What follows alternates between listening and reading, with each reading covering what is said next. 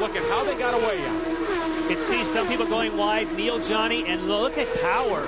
Will Power, that was a fantastic start, slicing all the way up, getting past Bourdais, of course, in the green and yellow car, now slots into third. Now, Power started in 7th. They're in the 2nd, 4th, and 5th. Will Power there in the Aussie Vineyards car, the green and yellow machine.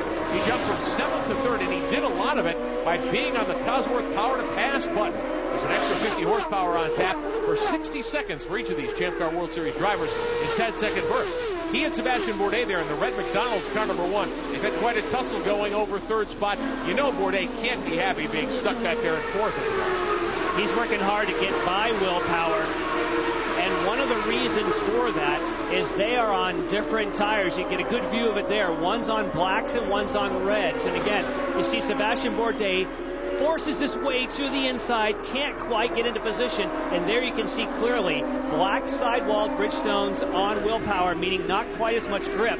The red sidewall, reds as we call them, they have to be used sometime during the race, so theoretically Sebastian Bourdais should be faster than Power. I just spoke with Derek Walker, guys, and he said that Will Power's car is much better on the black sidewall tire. I asked him if they were concerned about running the reds. He said, our strategy is to wait until the track comes in. Right now it's a little bit green. They're hoping for more rubber to be put down where the reds will be more effective. Well, now the green track is because we had so much rain yesterday here, Saturday. The whole session was run in a downpour, basically.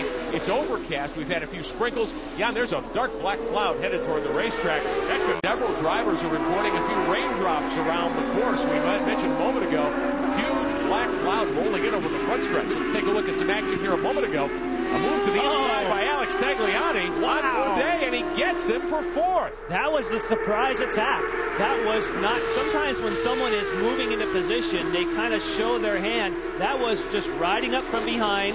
And let's see, by checking the power to pass, he did it, yes, with power to pass. So he got behind, hit the power to pass when Sebastian wasn't ready for it because he's focused on power, and took it. That was awesome. Only 24 seconds of Cosworth Power to Pass time left, though, for Tagliani. And the NBA Finals on ABC continue tonight. Game 2, LeBron James, the Cleveland Cavaliers, trying to rebound and tie up the series with Tim Duncan and the San Antonio Spurs, who are gunning for their 4th title. The NBA Finals Game 2 tonight on ABC. Coverage at 8:30 Eastern, 5:30 Pacific, with the OnStar NBA Countdown. More information at ESPN.com. Game 1, Spurs the winner, 85-76. Time left for some of the key players today. Cosworth Power to Pass. And Robert Dornbos in 2nd, hasn't even hit the button yet. Will Power's burned up almost half of his time. And Alex Tagliani, as we mentioned, 24 seconds left, so Tag doesn't have much. It's a 10-second burst. There are some of the telltale raindrops on the camera lens, Jan. And what I was highlighting there is that loss of power to pass was pretty much Alex Tagliani using it all the way down the straightaway. You can use it for only 13 seconds max because that's the length of the front straightaway, and he hit it right about this point here and used it to good use. That's the car. Will Power runs 3rd. Michelle, Derek Walker's team looking pretty strong here.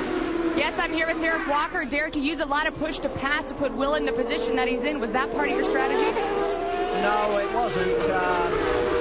Basically, we opted to go with black tires, and obviously everybody else is on red, so everybody's pushing him real hard, and he's just being a little generous with that push to pass, a little earlier than we want, but, you know, he's doing a great job out there, so it's a long race.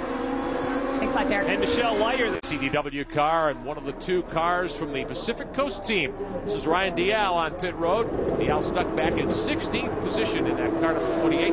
It's that car out of pit road, and here comes Wilson. Looks like he is about to put Tracy a lap down as they head to 1.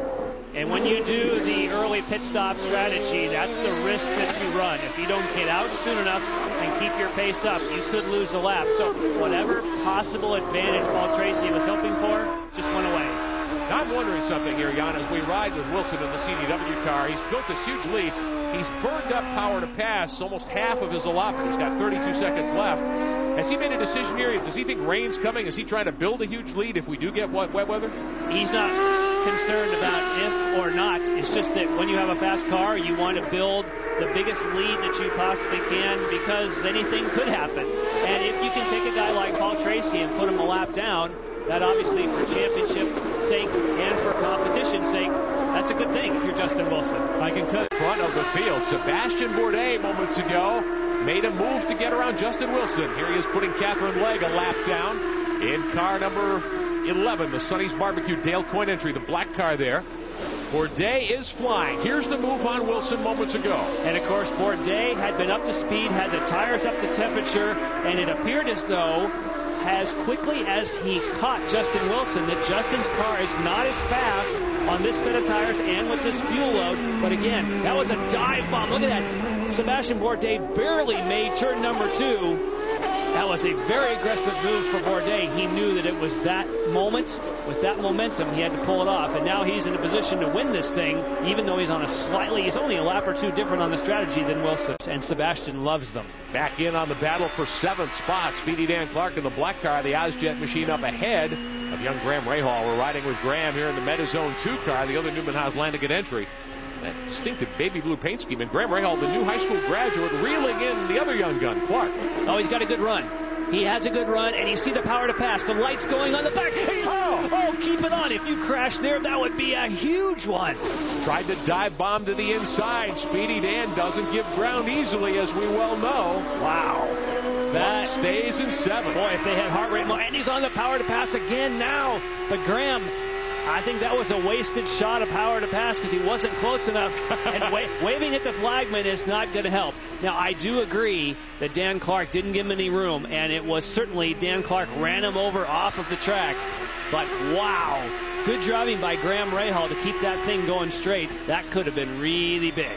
Looked like he was going to put a wheel in the grass there momentarily, and that could lead to disaster. A little bit of moisture on Here's the run. Plans. Here's the run. Look at that. Oh, man. 2 wheels in the dirt.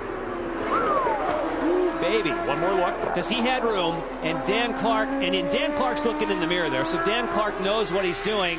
And shame on you, Dan. That was a place where you run a guy off at 170 miles an hour. And thankfully, Graham Rahal kept the thing on the road. But I have a feeling that Tony Cottman, the race director, he just saw those same views that we did, and they'll be reviewing that. We will see.